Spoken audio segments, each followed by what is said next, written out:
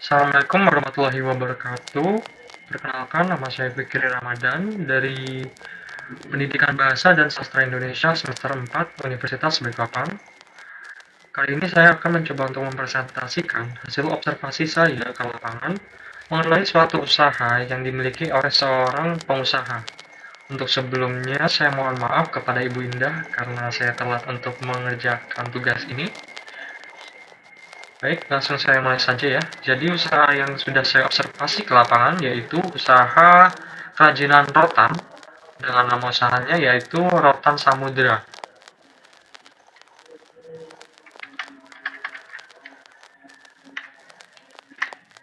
Dan berikut adalah profil dari pengusaha Rotan Samudra itu tersebut. Salah satu dari pemilik dari usaha tersebut adalah Ibu Sri Murni. Beliau adalah istri dari pemilik yang utamanya yaitu suaminya ibu ini. Usahanya yaitu kerajinan rotan. Jam operasional usaha ini adalah dari jam 7 pagi hingga jam 8 malam. Dan alamatnya berada di Jalan Mr. Iswahyudi, RT 37, nomor 51, Gunung Bakaran, Kecamatan Balikpapan Selatan, Kota Balikpapan. Baik, saya lanjutkan ke sejarah rotan samudra ini. Jadi beliau ini dalam usahanya menjual berbagai macam barang yang terbuat dari rotan, mulai dari pernak-pernik kecil seperti mangkuk kecil untuk permen, hingga furnitur seperti kursi dan sofa. Namun saat ini kerajinan rotan ini sudah mulai menurun minatnya, tergantikan oleh barang-barang buatan pabrik yang dibuat secara massal. Nah, dari sejak dulu Ibu Sri Murni ini memulai untuk membuka usahanya, beliau terinspirasi oleh seorang keluarganya yang pada saat itu bisa membuat kerajinan rotan ini. Dan memang pada zaman dulu, kerajinan rotan ini memang salah satu menjadi pusat pusat atraksi dari para turis yang datang ke Balikpapan. Bisa kita lihat juga dari sejarah tersebut.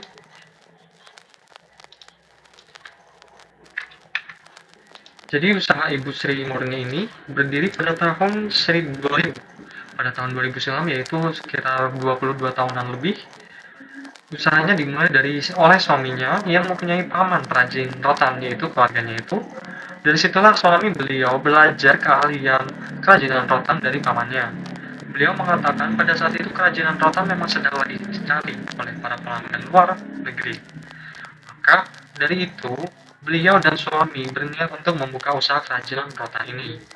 Jadi salah satu inspirasi dari beliau adalah untuk membuka sebuah kesempatan untuk para pelanggan luar negeri bisa membeli atau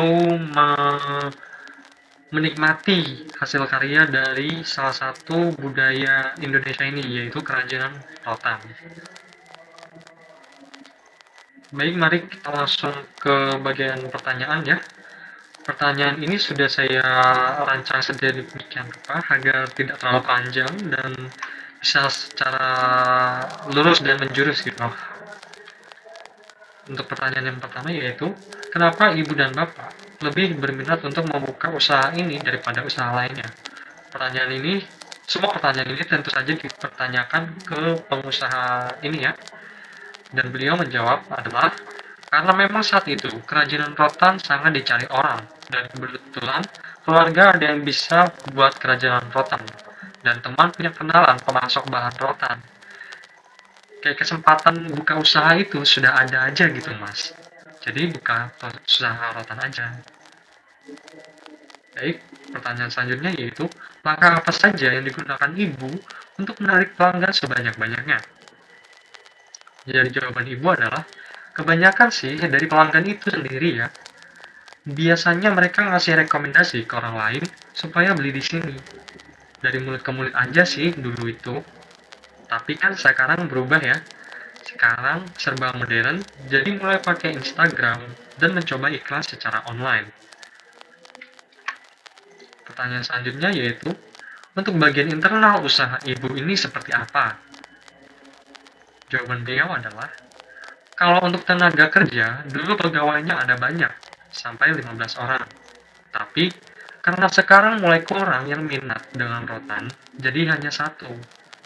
Bapak yang buat, dan ada satu orang lagi yang bantu Bapak.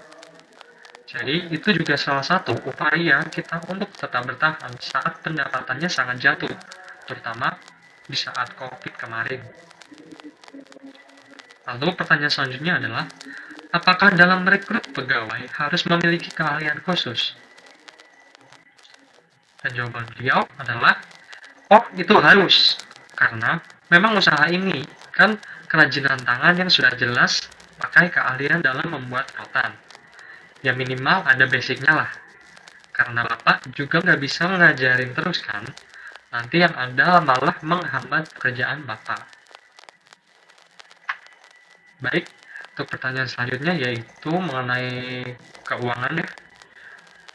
Pertanyaannya adalah, untuk pendapatan dari usaha ini bagaimana Bu? Beliau menjawab, kalau untuk omset itu tergantung, pendapatannya tidak pasti. Yang penting, cukuplah untuk bertahan. Bertahan di sini mungkin bertahan hidup ya. Pertanyaan selanjutnya yaitu, bagaimana proses transaksi usaha ini? Dia menjawab, biasanya para pelanggan itu sukanya DP dulu. Setelah barangnya sudah jadi, baru pelunasan. Tapi kadang ada juga yang langsung pelunasan sebelum barangnya jadi. Dan dalam proses pengerjaannya, juga kita membolehkan para konsumen untuk melihat progresnya, progres pesanannya secara langsung. Itu juga salah satu kelebihan dari toko kita. Jadi, konsumen itu tidak khawatir dengan pesanannya. Selanjutnya yaitu, apakah di sekitar usaha Ibu ada usaha lainnya? Jika ada, layanan seperti apa yang diberikan supaya pelanggan tetap memilih usaha Ibu? Jawaban beliau adalah, ada. Dulu sampai berjejer tetanggaan itu di toko rotan, semua sampai 8 toko. Tapi sekarang sudah banyak yang tutup, tinggal 2 toko sama Ibu. Jadi supaya bisa lebih pilih, para pelanggan ya kita lebih ke kualitas daripada ke kuantitas. Jadi kalau kualitasnya bagus, ketahanan barangnya juga lebih baik. Dan selanjutnya yaitu, apa suka duka Ibu dalam berbisnis usaha ini? Jawabannya adalah, dukanya itu pas pesanan lagi sepi kayak pas COVID kemarin. Itu dapat 1 pesanan aja sudah bersyukur. Sukanya ya alhamdulillah saya dan Bapak enjoy untuk mengerjakan pesanan orang. Untuk pertanyaan selanjutnya yaitu, apa keinginan ke depan untuk usaha Ibu ini? Jawaban beliau adalah, nggak ada yang muluk-muluk sih mas, yang penting masih ada yang pesan dan kita masih bisa bertahan. Sekalian nunggu juga dampak dari IKN ini kan, siapa tahu perabotan rotan dibutuhkan. Pertanyaan selanjutnya yaitu, apakah memiliki cabang lain selain yang dikelola ini? Jawaban beliau adalah tidak ada. Pertanyaan selanjutnya yaitu, bagaimana respon dari konsumen terhadap produk Ibu? Jawaban beliau adalah, alhamdulillah, sejauh ini konsumen suka dan puas dengan produk kita. Karena memang yang kita utamakan itu kualitas produk.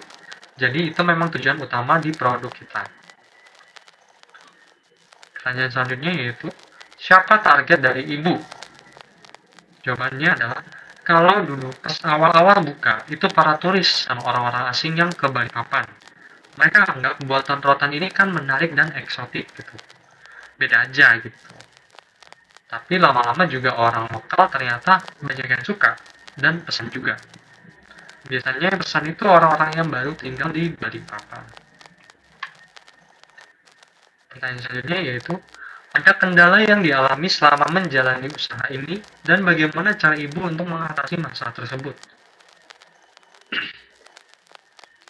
Jawaban beliau adalah, kendalanya itu lumayan banyak, mulai dari bahan baku sampai tenaga pekerjanya. Kalau bahan baku harganya naik, ya otomatis harga produk kita juga bakal naik. Kalau sudah naik, biasanya orang-orang itu sudah kurang minatnya. Mereka malah lebih memilih rotan yang plastik. Jadi kita juga harus mengurangi tenaga kerja di sini untuk bisa bertahan. Pertanyaan selanjutnya yaitu, penghasilan seorang wirausaha tidak menentu. Hal apa yang membuat ibu selalu optimis? Dan jawaban beliau adalah, karena kita sudah terjun ke usaha ini. Jadi, kalaupun hasil yang didapatkan kurang, ya nggak apa-apa. Memang seperti itu. Apalagi ini usaha kerajinan. Hasil yang didapat tergantung dari pesanan konsumen. Pokoknya kita bisa bertahan hidup dari usaha ini, itu sudah cukup. Dan kalau mau berhenti juga sayang. Ini termasuk kerajinan budaya dan jangan sampai punah. Jadi kita juga terbuka bagi yang ingin belajar dari kerajinan rotan ini. Selanjutnya yaitu, terbuka berarti apakah untuk umum bisa untuk belajar kerajinan ini? Dan jawaban beliau adalah bisa, tapi kita lebih utamakan dari institusi pendidikan, karena dari situ juga kita terbantu dalam bagian pemasaran produk kita. Baik, itu adalah salah satu pertanyaan terakhir yang sudah saya berikan kepada beliau selaku pengusaha dari usaha rotan samudra ini.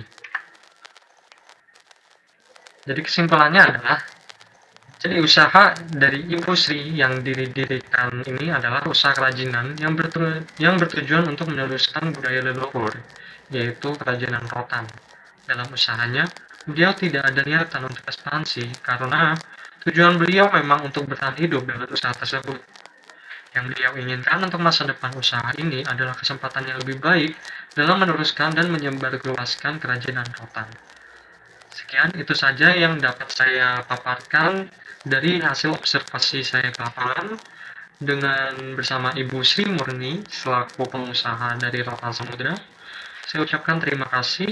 Wassalamualaikum warahmatullahi wabarakatuh.